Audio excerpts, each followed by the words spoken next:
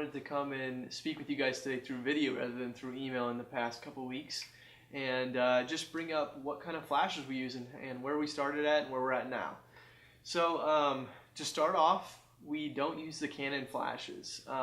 They're highly expensive, and we just think that Young Nuo has got a solid enough brand to be able to do what we need to do now. So we stuck with Young Nuo the whole time, and maybe at one point when we're making boatloads of money or something like that, we'd move up to Canon. But as for right now, I think Young Nuo has a solid product and it'll get the job done for us. So what I wanted to start off with today was just what we started with. Here is our first starter flash. This is the dinosaur of Young Nuo flashes. It's a YN560 speed light. And it is the basic upon basic flash.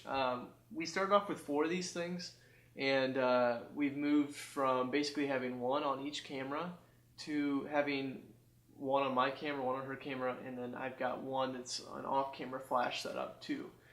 So I would control the off-camera flash, and she would move around and just do on-camera bouncing off the walls flash kind of thing. That was great, and we really had no complaints. The only thing that we had to complain about was having to have a trigger. And with these basic flashes, you will have to have a trigger involved with them. So we actually bought the same brand of trigger. They do have Cowboy Studios, I think is the name of it. That's fairly cheap. You can get them for like $30 on Amazon. And they have Pocket Wizards that are like the top of the line high-end triggers. Young Nuo has one. It's called the YN622C. That's basically it's a solid trigger. We bought them for about 3 of them for about $75 to $100. I don't know what it ended up being, but they're really easy to connect, real simple. They got a lot of channels that you can connect with, but solid trigger for what you pay for it with, and it's cool to have it as the same model as the flash. So I bought 3 of these. We needed at least 2, but it's always good to have a backup one in case one of them fails on you on the wedding day. So remember that if you wanted to go with this cheaper one, which is about a $60 to $70 flash, if you want to go with something like this, you would need a trigger. It doesn't have to be the Young Nuo brand, but you would need a trigger, and this is a fairly good trigger for the price. Again, these were for 3 of them, around $75 to $100 on Amazon. So we went to we upgraded our Young Nuo flashes to a Young Nuo flash. This is the YN600EXRT. And this one we thought was really cool because it actually models off one of the top-end Canon flashes. And if you looked at the Canon flash, it would look pretty similar to the design.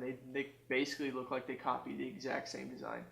And what we really love about this flash is that it takes these 2 pieces of equipment and combines them in one. So it no longer needs a external trigger.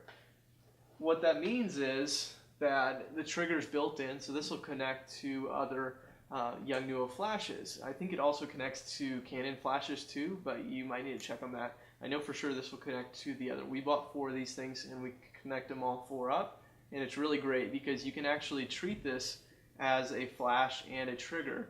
And if you wanted to, you could even take this flash and turn this solely into a trigger by turning off the flash and just cueing this on top of your camera to trigger your other flashes. It's a solid flash. It's definitely not as solid as the Canon, but it's about a 1/6 or a 1/5 of the price. So these things were sitting at about $115 to $130, and they do a really good job, and we really enjoy having these things, and I think you guys will too. One thing to take into account is when using flashes in low light, you're going to get those bright red flashers on. That's your infrared focus. That's going to help you focus in low light situations. But one thing to notice about these more expensive Young Nuo flashes, you can actually turn that off. So sometimes you might not actually need to focus in low light situations, or it may not be as low, but your camera thinks it's fairly low, so they turn on these infrared triggers. And what that looks like is an annoying red pound of lights on your clients or family members or guests, whatever. And that can get annoying after a while. And what we noticed was with these cheaper ones and having to use this is there's no way to turn off that infrared trigger on this thing. So that was the only downside we had to this, is having that infrared trigger on every single time and having that red light on. I mean, it's needed. It was needed the situations we used it for. It was pitch black practically, but having that having the capabilities of being able to shut it off on this newer model was another reason why we decided to go with it. So if you guys want to check them out, again, the cheaper model with the flash trigger, the cheaper model is the YN563, and I know they've made newer models of that. I think there's a YN600 by now, and then the flash trigger is a YN622C.